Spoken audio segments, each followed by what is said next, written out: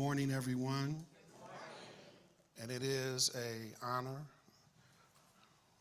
privilege, and a pleasure to be here because this is how we discover ourselves. And so I'm glad that you all showed up as well, because there is something in each of us that we are seeking and that we are trying to discover about ourselves. And the lives that we live bring about certain turmoils and distractions that we don't believe that it's possible and that we're the ones that can do it.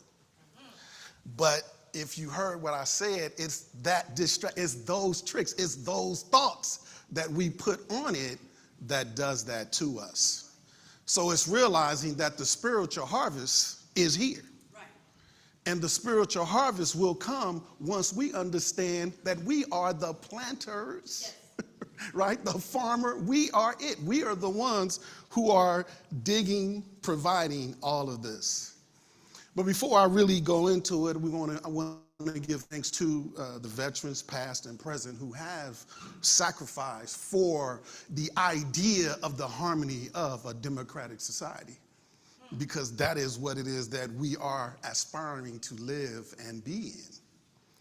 And then I want to bless the world as it's going through the idea of what the destructions in their own minds about what it is that belongs to them.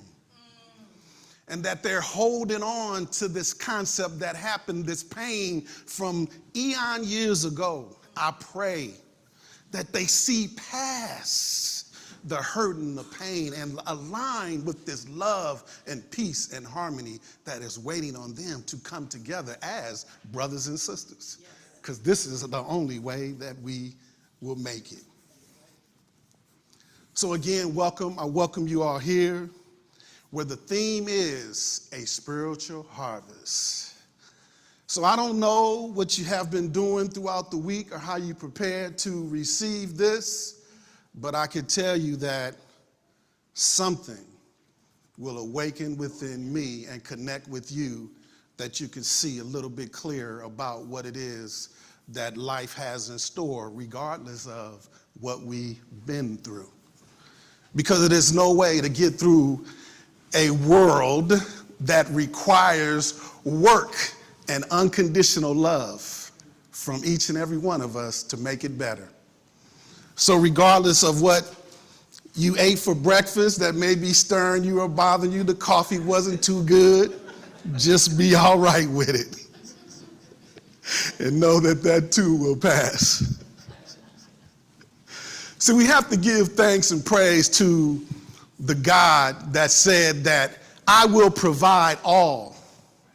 I will even give myself and give you my son as a sacrifice so that you may see what it is that you have and that you can use to deliver yourself from whatever destruction, whatever mayhem, whatever it is. See, because we label our setbacks.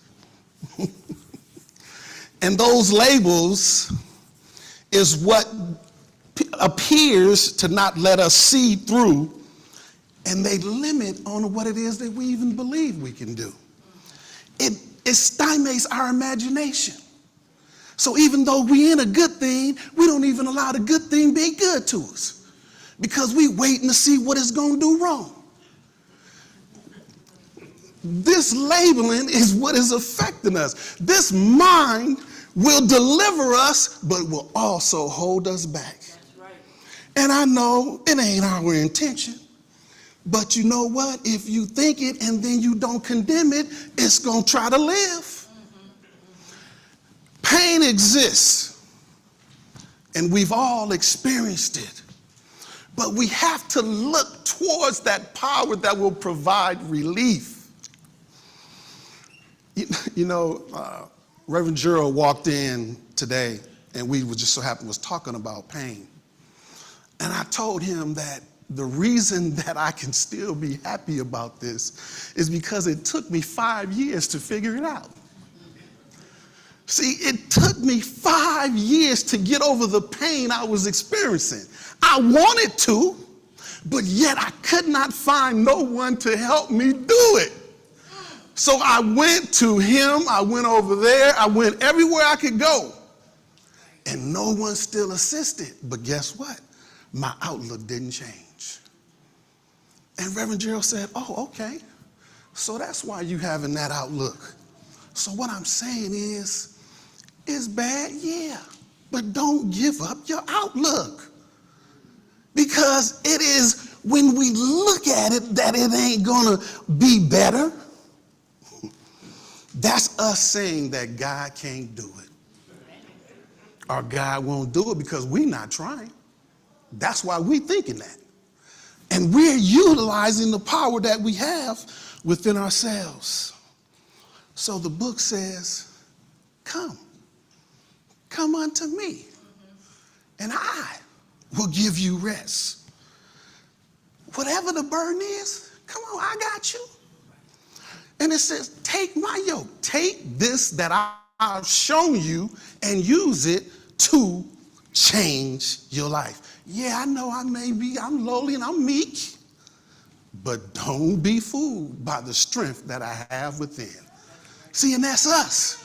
We got strength that we ain't even tapping into yet because it's so difficult. No, it's not. It appears to be difficult. That's all it is. But once we go through it, then we can understand the steps that we need to take. Excuse me here. I didn't get my butterscotch this morning.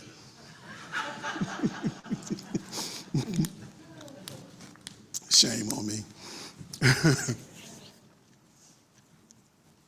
So first, we must clear our minds of these distractions, of these heavy burdens, and these circumstances that are not allowing us to see past our current condition. See, these hold us back, but like I was saying, it's not intentional. Sometimes it's just by happenstance. Because it's what I inherited. Let's say, for instance, if you inherited, we'll just say a house, right? And you get in and then the plumbing or something go wrong. I mean, these things are frustrating. They shouldn't be because there's somebody who can fix it, but this is what we do, right? So we have to understand sometimes it just happenstance, but we sit and we wait on the love that is coming forth. See, because if we allow this information that we know at the time, sometimes through our innocence and sometimes through our ignorance, we get ourselves in trouble. See, in our innocence, we make choices hastily or irrationally. And in our ignorance, we don't know why until someone teaches us and recommends a better way, or the effect of the experience. See, these are ways. But see, our blindness is based on our interpretation, see, of our current understanding. And this is how we get ourselves in trouble with that judgment. But see, and then it's also lack of what we understand. But it's trying to reveal to us where we are in our own truth. And this is why we have to ask God to come, you know, that's the old song, come sit with me, sup with me, come be my friend. The Lord is a good friend of mine. Like, this is where this came from. People were sitting with themselves and they're trying to figure out, how can I bring it closer to me? See, we got all these gadgets now, like we push him away, like, well, he does exist. Yeah, I believe this, and you know, this is how God works for me. I understand that. But yet we don't call on him when we're in trouble. Because for some reason, it's sort of like God is an ever-present being. And that ever-present being is working through us to overcome, to deliver, to partake in, to assist, to show. See, even though someone may not get it, we're supposed to still teach it. See, the world can't get better if we not all lending a hand. See, and it don't matter that you're not reaching who you think you should be reaching. No, it starts right here. Just right. And some you just hold their hand and you just reveal to them, just, this is what I understand. Let me know what you understand as you get it. Because it's about allowing everyone to express their small selves. Because this is how we become big selves. We start small, then we evolve. See, the lack of understanding is what gets us in trouble. It's sort of like, you know, we've all heard it where it says, you know, don't touch the hot stove, but curiosity somehow gets us to do it, right? Because that's trying to learn how to live. You don't know to do, and then it may not be that hot. This is how we work. That can't be that hot, because if it was that hot, they wouldn't have it here. That's this mind. And so it's all about allowing the mind to do it and then correcting it gently, not aggressively, gently.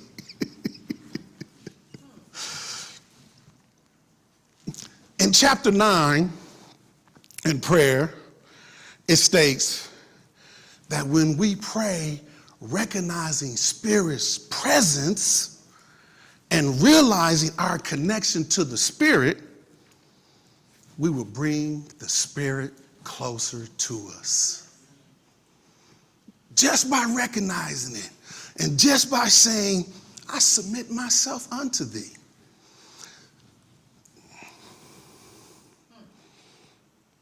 Our spiritual treatments should be spoken with confidence and a belief that nothing can separate us from the power that is within us. Because our Father has promised us a spiritual harvest. So I'm going to share with you the spiritual harvest that was revealed in Psalm 65 by David, but may not David. There's several other authors, but most of the Psalms is giving credit to David. And so this is the spiritual harvest. 65, 1 through 13, for those who want to go and look it up later. Praise waiteth for thee, O God in Zion, and unto thee shall the vow be performed. O thou that hearest prayer, unto thee shall all flesh come. Iniquities prevail against me, as for our transgressions, thou shalt purge them away. Blessed is the man thou choosest and causest to approach unto thee, that he may dwell in thy courts. We shall be satisfied with the goodness of thy house, even of the holy temple. By terrible things and righteousness wilt thou answer us, O God of our salvation, who art the confidence of all the ends of the earth, and of them that are afar off upon the sea, which by his strength setteth fast the mountains, being girded with power, which stilleth the noise of the seas, the noise of their waves, and the tumult of the people. They also that dwell in the uttermost parts are afraid at thy tokens. Thou makest the outgoings of the mornings and evenings to rejoice. Thou visitest the earth and waters it. Thou greatly enriches it with the river of God, which is full of water. Thou preparest them corn when thou hast so provided for it. Thou waterest the ridges thereof abundantly. Thou settlest the furrows thereof. Thou makest it soft with showers. Thou blessest the springing thereof. Thou crownest the year with thy goodness, and thy paths drop fatness. They drop upon the pastures of the wilderness, and all the little hills rejoice on every side. The pastures are clothed with flock. The valleys also are covered over the corn. They shout for joy. They also sing. Now, I know that was a lot, but basically what it's saying is that provisions are being made, that this earth, even though it may have some things that we may disagree with in the way it works, but it's still fertile. That's what the rivers is talking about. And it's still watering and providing the flock. And the flocks are what? These are things that we are using, and we all got on a flock of something today, whether it was from a sheep, right? Whether it was from a cow. I mean, we got to see this. So what it's saying is this earth is providing. That's why it's a spiritual harvest. It's a spiritual harvest because everything is in the earth, and the earth is giving it all unto us as we open up and receive it and discover it. Yes, I see it now. This earth is giving it to us. Right. And it's only because the lack of the understanding, the lack of teaching that we may have had, or the teaching that we did receive. Because sometimes in what one is trying to reveal to us or convey to us, sometimes it is lost just because of where we are in the moment. Sometimes our distractions are so heavy because we didn't calm them down that we are not open to receive the news, the love that is being provided. See, the spiritual harvest is all around us. And it is being provided to the ones who are requesting, listening, and expecting provisions. The promise is made to all who will come, all who will follow the teachings. It didn't say if they, all who come, I will provide. And we get to decide how we come. See, come and sit with me, and I will show you the spiritual harvest. This spiritual harvest will continue to blossom, so much so that even hundreds of years later, our brother Isaiah came along, and Isaiah confirmed the spiritual harvest also. And this one I took out of the New Living Translation. I thought you guys would like this one. And so Isaiah says, is anyone thirsty? Come and drink. Even if you have no money, come take your choice of wine or milk. It's all free. Why spend your money on food that does not give you strength? Catch that? See, knowledge will give us the strength to do what it is that we knew. Why pay for food that does you no good? Listen to me, and you will eat what is good. You will enjoy the finest food. Come to me with your ears wide open. Listen, and you will find life. I will make an everlasting covenant with you. I will give you all the unfailing love I promised to David. Back in Psalms. See, he took it right back to David. Back to Psalms. See how I used him to display my power among the peoples? I made him a leader among nations. You also will command nations you do not know. and peoples unknown to you will come running to obey, because I, the Lord your God, the Holy One of Israel, have made you glorious. Seek the Lord while you can find him. Call on him while he is near. Let the wicked change their ways and banish the very thought of doing wrong. Let them turn to the Lord that he may have mercy on them. Yes, turn to our God, for he will forgive generously. Oh man, this is old school teaching here. I didn't know that. This is that Southern teaching. My thoughts are nothing like your thoughts. And he's not, see, this is the confusion that we have. See, because the way they eloquently write this stuff, be like, well, my thoughts ain't God thoughts, then if it ain't his thoughts, then I can't do it because it ain't his. No, it's saying your understanding ain't there yet. You got the thoughts, you got the information, but you haven't received it that way yet. And once you accept it, that's when you'll be able to do it. Yes, yes. And my ways are far beyond anything you could imagine. For just as the heavens are higher than the earth, so my ways are higher than your ways. My thoughts higher than your thoughts. Only right now, because once we understand, we will get better.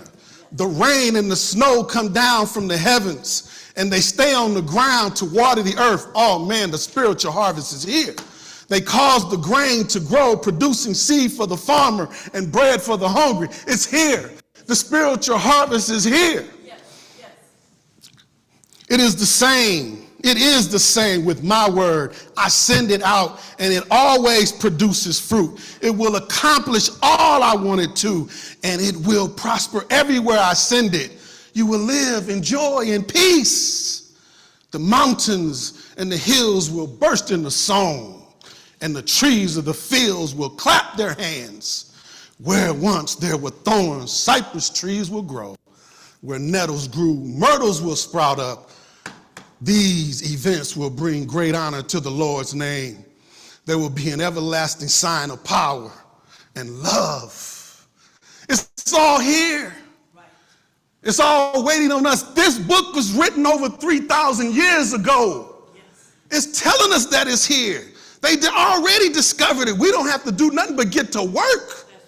Take the information, the education we have, and begin to build. And stop seeing yourselves as not worthy, not capable, not able. It's too late. Woe is me. I've already had my time. No, your time is still here. You on the earth. That's right, that's right. And the earth is in need of you to help teach, show somebody. Yes. May not be your neighbor, but it may be somebody that you just walk by. Remember the book? A man was traveling from Jerusalem to Jericho, and he fell among thieves. Well, they hit him in his head and robbed him of his raiment. But the good Samaritan came. Be a good Samaritan. Wherever you go, reveal your love, the good part of it. Not the bad, not how horrible it is. Man, it's so bad out here. They all doing it. No, I pray that they understand that the world is trying to find more peace. Yes. The war is from the past judgments. Right. That's all it is. We got to lay our burdens down. Yes. If we don't lay the burden down, we're going to carry it everywhere we go. And I know some burdens are different, but it still takes the same power. That's right. And that power is the God within me has the ability to remove it from me. Yes. And that's how we got to see it. Because it's only going to happen when we believe it. That's right. And guess what? It's the same for everybody. That's right. You ain't alone. Everybody got to fight the same fight the same way, with the power and the confidence that they have within themselves. Yes. The past done happened. Now we get to live in a new present, but we got to make this new present. Yes. Yes. It's up to us. Yes. Got to dig deep. Got to realize that the laws that are governing prayers are always operating. Yes. and will always provide for the one who mind embodies the principles. Just got to embody it. And you know what? Okay, I don't understand this one yet. Keep reading. It'll come. That's how knowledge is. When you seek it, it shows up. When you ask for it, it shows up. Just gotta keep doing it until it shows up. See, and it will be effective once we understand it and consciously apply it. Yes, that's the truth. Our confidence and application with the conviction we have in the power will operate on our behalf. Hence, Jesus said, Father, I know you always hear me. Always hear me. We must not be deceived by our mistakes, misfortunes, or by our journey's disappointments, and realize if we allow the power within us to lead, we will find ourselves in our spiritual harvest. Yes. Whomever is thirsty, let him come and drink, and I will quench his thirst. See, we're only here to learn to live and live to learn. And then the spiritual harvest will be our experience. Drop, all pass. It's no good anymore. Bless it for what it did, for what it provided, because some of them bad times were good. Let's be real. Let's be real. But acknowledge, I demand a new day. I want a new healing. I want a new revelation. I want to stand in a new truth. Yes. So I'm calling on you to help me to walk on through this circumstance. I give myself to you.